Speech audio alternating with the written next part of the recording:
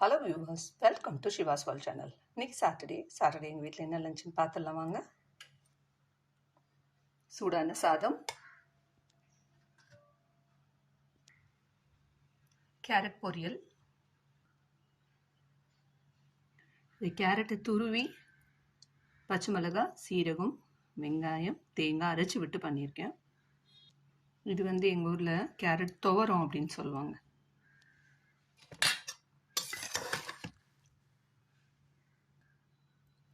கத்திரிக்காய் வறுவல்,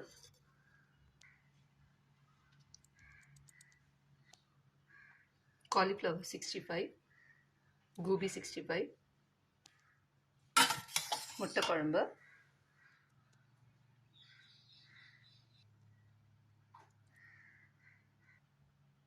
வீட்டிலே ஒரு தயிர் இருக்கு.